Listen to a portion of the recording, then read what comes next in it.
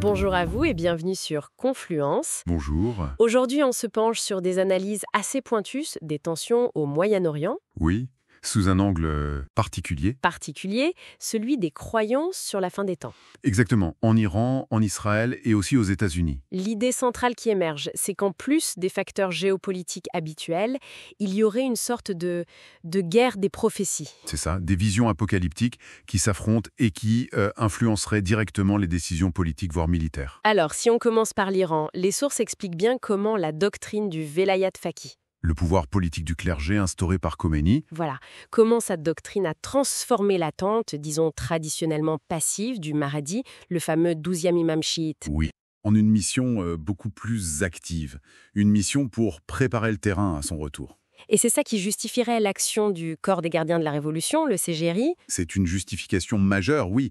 Des dirigeants iraniens l'ont même évoqué publiquement, cette mission. Mais ce qui est intéressant aussi, c'est que ce n'est pas un bloc monolithique, si j'ai bien compris. Ah non, pas du tout. Les textes soulignent l'existence d'une tradition chiite quiétiste, Quiétiste, c'est-à-dire opposée à cette politisation de la religion, une tradition qui est d'ailleurs assez réprimée. D'accord. Et il y a aussi cette énigme autour de la société Khojaïtia, théoriquement opposée, mais certains soupçonnent une influence. Et puis, il y a l'aspect économique, non? Le CGRI qui bâtit un empire. Absolument. Via des conglomérats comme Khatam al-Anbiya, on voit bien ce lien très fort entre la mission sacrée et des intérêts financiers bien réels. C'est fascinant comme tension. Et on retrouve un écho, différent, mais un écho quand même, en Israël. Oui, tout à fait. Les analyses pointent la montée en puissance d'un sionisme religieux très messianique. Des idées autrefois marginales, comme celle du Gush Émonim. Exactement. Ce mouvement qui prônait la colonisation après 67 comme étape vers le Messie. Ces idées semblent maintenant infuser le pouvoir. Avec des ministres comme Smotrich ou Ben-Gvir qui parlent ouvertement d'accomplir des prophéties. Pour hâter la venue du Messie, oui, la reconstruction du troisième temple à Jérusalem est un objectif clé pour certains. Et l'exemple le plus spectaculaire, c'est cette histoire des génisses rousses venues du Texas. Ah oui, les génisses, oui. C'est très médiatisé. Pour certains activistes, c'est une étape rituelle tirée de la Bible, indispensable pour purifier le mont du temple. Avant de reconstruire donc. C'est ça. Et ce qui est notable, c'est que les sources évoquent une implication de ministères israéliens Ah oui, et une collaboration directe avec des groupes évangéliques américains pour ce projet précis. incroyable. Et il y a aussi cette référence à Amalek, utilisée par des dirigeants Oui, pour désigner les ennemis, le Hamas, l'Iran. C'est analysé de près. parce que bibliquement, Amalek, c'est l'ennemi à exterminer totalement, non? Dans le livre de Samuel. Exactement. Utiliser ce terme aujourd'hui, ça crée un cadre théologique qui peut justifier potentiellement une violence extrême. C'est lourd de sens. Et ça nous mène tout droit au troisième acteur, le sionisme chrétien aux États-Unis. Oui, des millions d'évangéliques, très influencés par des pasteurs comme John Hagee, de suffit. Et pour eux, le conflit actuel, surtout Iran-Israël, C'est l'accomplissement de prophéties.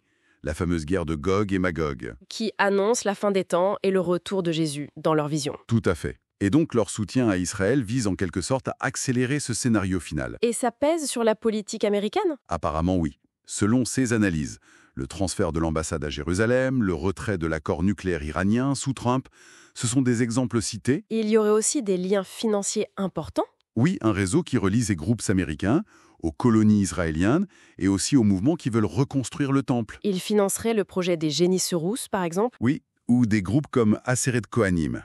Tout ça via des dons défiscalisés aux États-Unis.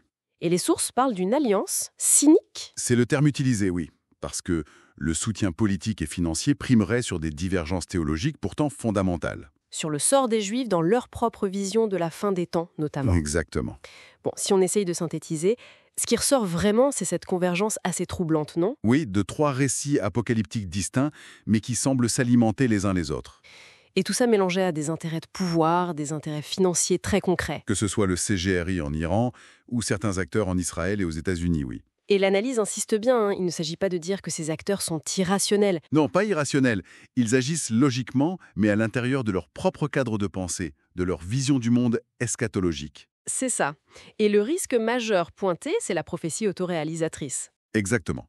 Chaque camp voit ses pires craintes, ses prophéties confirmées par les actions de l'autre, ce qui pousse à l'escalade.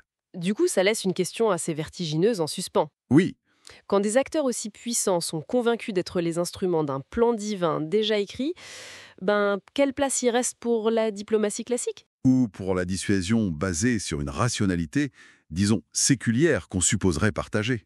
C'est toute la question. Voilà qui conclut notre exploration du jour sur Confluence. Merci de nous avoir écoutés. Si ce contenu vous a intéressé, n'hésitez pas à aimer, à vous abonner et surtout, partagez vos réflexions en commentaire. À très bientôt.